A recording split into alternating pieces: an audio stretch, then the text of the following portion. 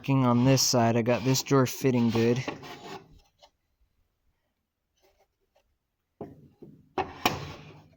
Fits in there. Not too tight, but not too loose. Obviously, I got to put sides on this. It's going to look like this. Just going to be a 1/4-inch panel that goes on here. So it still has wobble, but it fits in the front. And the front's going to be the same width as the sides. And then this drawer here, the push button, I have it over here.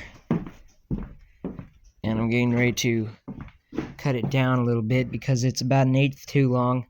And I'd rather take it off of this because this drawer will never get seen. All you ever see of this drawer is the ends.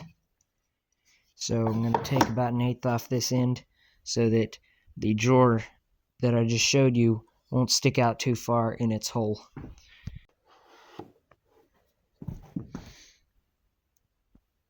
Now it sticks out about the 3/16. It's supposed to be like these panels here.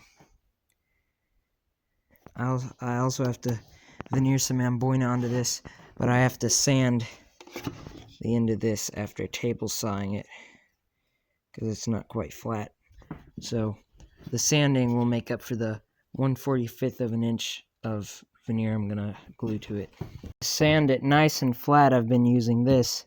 It's an old piece of quartz countertop sample that we had, and I just glued some sandpaper on it that I cut to length from our drum sander, some old sandpaper we don't use anymore. Glued it on here, and now I have a nice flat surface to run things across and sand.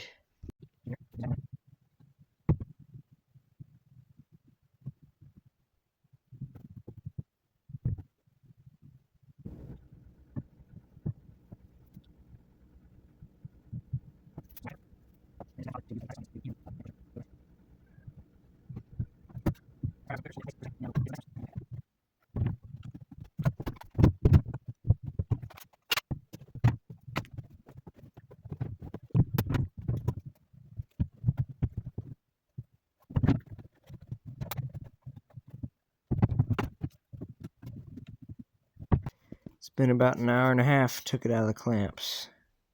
And then I trim all the edges off with my veneer saw.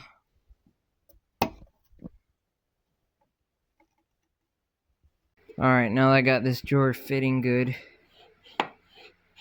running smoothly, got on to working on this drawer. So I got a hole cut in the back, larger hole for the tube to fit into, and then a smaller hole on the other end of that. So that tube goes in there, then you've got a spring that goes in there.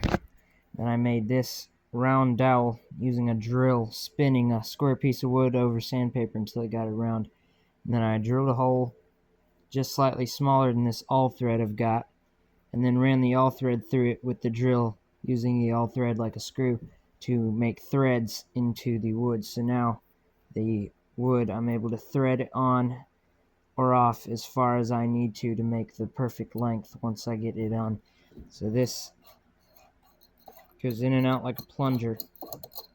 And then for this end, I've got this block here that will go over all this, just like that. It will go in there like that. And then when all that's in there,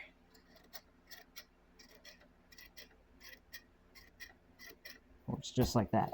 And then for this hole on this side, I'll also have the all thread sticking all the way through to where that it will be flush when it's out, but when you go to push it in, it's going to have to come out the back of the drawer, and it'll come out this side hole. That way this drawer has to come out for you to be able to push this in.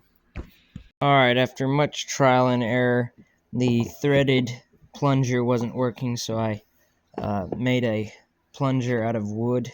So behind this piece, the dowel gets slightly bigger, so the dowel tapers down to 3/8 of an inch on this part here, and then underneath this wood, what goes in the tube is 1/2 of an inch.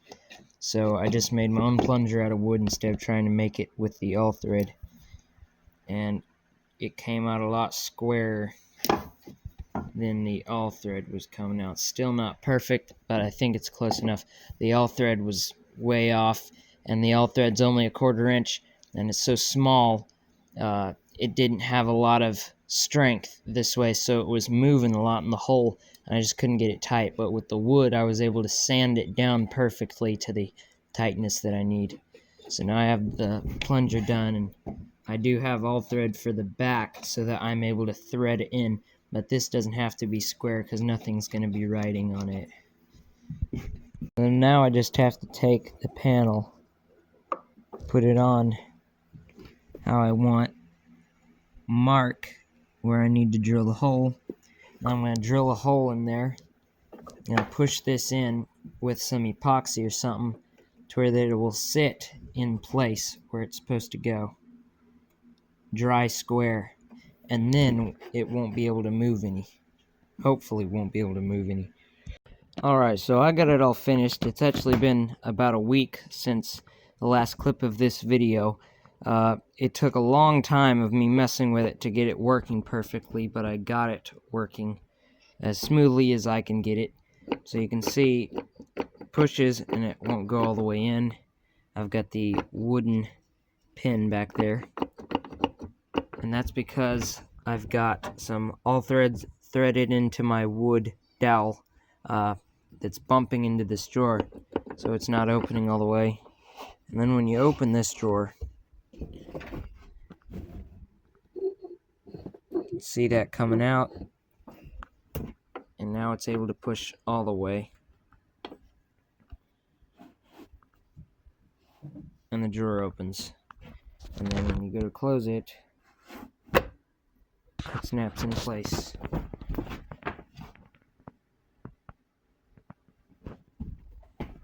So it works pretty good.